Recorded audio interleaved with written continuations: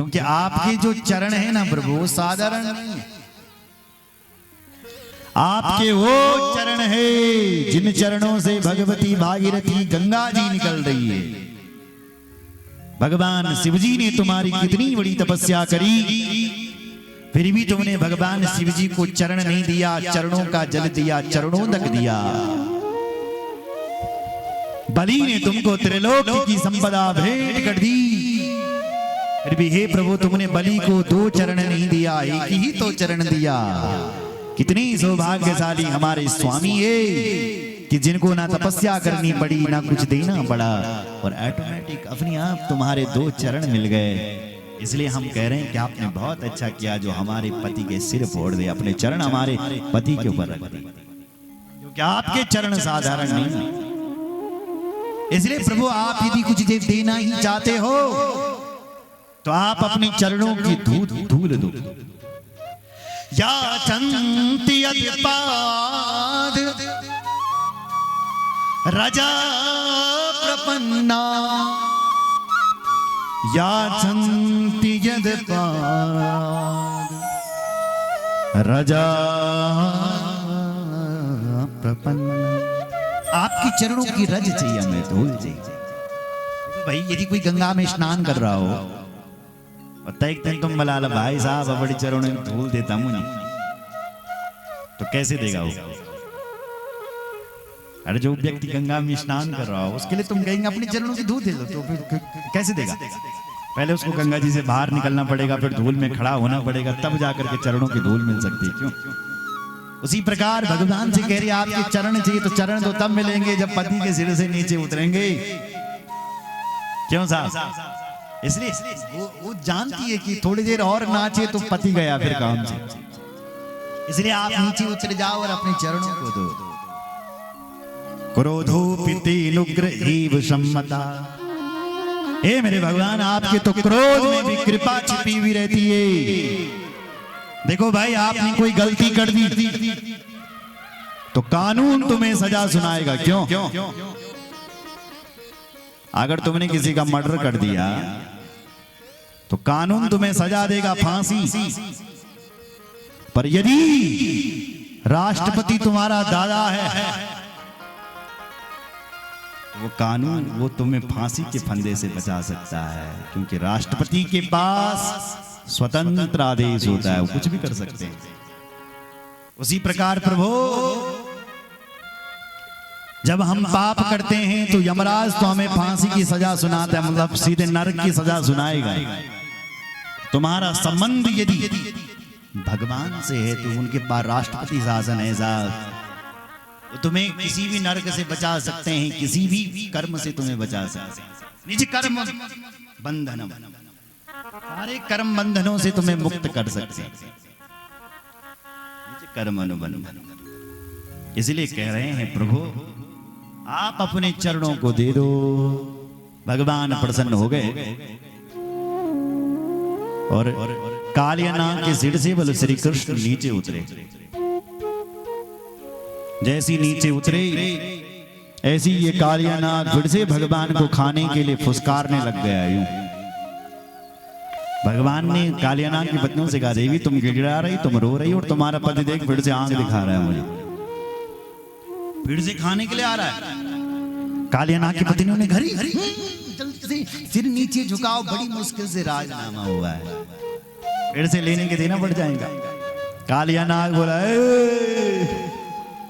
मैं कोई अपराधी हूं क्या जो मैं इन बालक के सामने सिर झुकाऊं, जो मैं इनके सामने सिर झुकाऊं?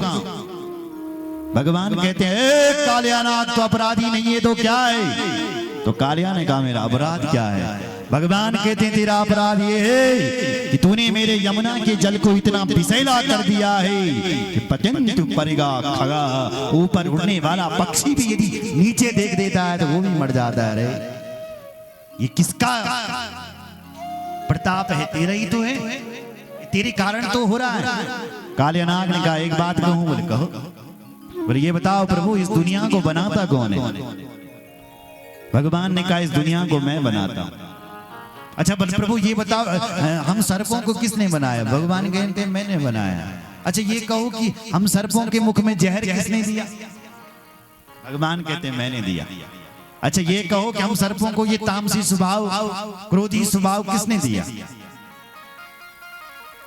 भगवान कहते हैं मैंने दिया। बोले सरकार हो गई बात, तन मन धन सब सुख दुख सब कुछ है तेरा स्वामी, सब कुछ है तेरा, तेरा तुझको अर्पण प्रभु जी को सब कुछ समर्पण, क्या लागे मेरा। ओम जय जगदीश हे प्रभु, जब सब कुछ आपने दिया है वही हमने आपको दे दिया, तो इसमें हमारी क्या गलती है? वयम खलास उत्पत्त्या तामसा दीर्घमन्यवा स्वभाव दुस्त्यजो न लोकानां त्वद सद्ग्रह। जो आपने हमें दिया वही हमने आपको दे दिया, इसमें हमारी क्या गलती? भगवान कहते हैं यदि हमने सर्पों के मुख में जहर दिया है तो सर्पों को रहने के लिए तो रमणद्वीप दिया है। रमणद्वीप सेम मुखेम, सेम मुखेम हमारा पंचम धाम नागराजा। बोलो जय श्री राम। तो भगवान कहते हैं हमने तो सर्पों के लिए रहने के लिए रमणद्वीप यानी सेम मुखेम दिया था, तो वहां क्यों नहीं रहते? बोले प्रभु इसका वाहन भी आपका गरुड़ है, कारण भी गरुड़ है, क्योंकि गरुड़ जब सेम मुखेम पहुंचता है तो सारे सर्पों को खा लेता है जो उसको लगता है। तो मुझे भी खाने लगा, उससे मेरा झगड़ा हो गया। तो जब उससे झगड़ा हुआ तो मैं वहां से भागा। बोले फिर तू यहाँ वृंदावन में क्यों आया गंदगी करने के लिए? और जगह ना थी तो भागने के। बोले प्रभु यहाँ पर एक मुनि ने, सोवेरु मुनि ने गरुड़ को शाप दे रखा है, यत्र प्रविश्यो गरुडो यदि मत्स्यान् सखादति सत्यः प्राणैर्विमुच्येतो सत्यमेतद् ब्रवीम्यवा। यदि वृंदावन में गरुड़ यदि किसी भी प्रकार की हिंसा करेगा तो मारा जाएगा, इसलिए यहाँ साप बस आवत न है। इसलिए उसको श्राप लग रखा है, इसलिए यहाँ नहीं, इसलिए मैं यहाँ आकर के रहता हूँ। भगवान बोले यदि ये कारण है तो अब तुझे गरुड़ नहीं खाएगा, नहीं काटेगा। क्यों? बोले भगवान बोले मैंने अपनी चरणों की मोहर जो लगा दी है तेरे ऊपर। देखो भाई कुत्ते कितने प्रकार के होते हैं? 2 प्रकार के। क्यों? कौन कौन से? एक पालतू और दूसरा फालतू। तो फालतू कुत्ता कौन है? जो बेचारा जूठी पत्तल चाट रहा है फिर भी डंडा खान रही है, फालतू कुत्ता। क्या बनाना फालतू। और वही फालतू कुत्ता जब पालतू बन जाए, देखो महाराज जितने बड़े आदमी का कुत्ता उतने उसके खाने पीने के भी ठाठ। बोलो जय श्री राम। तो भगवान कहते हैं अभी तक तू फालतू था, अब तू पालतू बन गया, अब तू मेरा बन गया। ऐसे बोले मैंने अपनी चरणों की मोहर लगा दी है तेरे सिर पर। देखो भाई जो फालतू कुत्ता होता है वो अपने मालिक के नाम का पाटा पहनता है। क्यों? उसका पता चलता है कि ये जो पालतू कुत्ता होता है मालिक के नाम की रस्सी पहनता है। तो भगवान बोले अभी तक तू फालतू था, जो चाहे वो तुझे मार देता था, अब तू पालतू हो गया, अब तू मेरा हो गया, क्योंकि मैंने अपने चरणों की मोहर तेरे सिर के ऊपर लगा दी। अब गरुड़ तुझे पहचान लेगा कि तू मेरा भक्त है, अब तुझे मेरा गरुड़ नहीं कहेगा। जा। भगवान को अपने सिर पर बिठाया उस कालिया नाग ने, और नाच नाच करके महाराज प्रसन्न होकर के काली दह से बाहर निकला।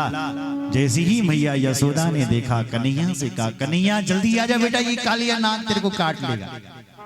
भगवान बोले मां तू चिंता मत कर, ये तो मेरा चेला बन गया। तो भगवान उतरे और सबसे पहले अपने दाऊ भैया से जाकर के मिले, और उसके बाद अन्य लोगों से भेंट की। कालिया नाग सब परिवार वृंदावन से उत्तराखंड आ गया, रमणद्वीप से मुखेम आ गया। भगवान ने उसको वचन दिया जब मैं अपनी लीला को पूरी करूंगा मैं भी तेरे पास वहीं पहुंच जाऊंगा। जब भगवान ने लीला पूरी करी महाराज, तो भगवान कृष्ण द्वारिका से चले और उत्तराखंड में आए। जहां पैर रखा वहीं से शिव जी प्रकट हो गए। अब क्या होगा? जहां पैर रख रहे हैं वहीं से शिव जी। तो भगवान को लगा भाई शिव जी के ऊपर पैर रखना ठीक नहीं है, तो कुछ ऐसा रूप धारण किया जाए जो बिना पैर का होता है। बिना पैर का कौन होता है? सांप। इसलिए तुरंत भगवान ने नाग का रूप धारण कर दिया, सर्प का रूप धारण कर दिया और यहां आए। जैसी कालिया नाग ने देखा, ओ मेरे भगवान आ गए, वो भी हमारे ही रूप में, तो तुरंत उसने भगवान को अपना राजा बना लिया। हमारे प्रभु हमारे रूप में आए हैं, तो हमारे आज से प्रभु राजा हैं और हमारे उत्तराखंड में भगवान की नाग राजा के रूप में पूजा होने लग गई। बोलो नागराज भगवान की जय। इसलिए भगवान का कहीं कृष्ण का मंदिर है ना, तो कृष्ण मंदिर नहीं है उत्तराखंड में, नाग राजा मंदिर है। कहीं भी चले जाइए।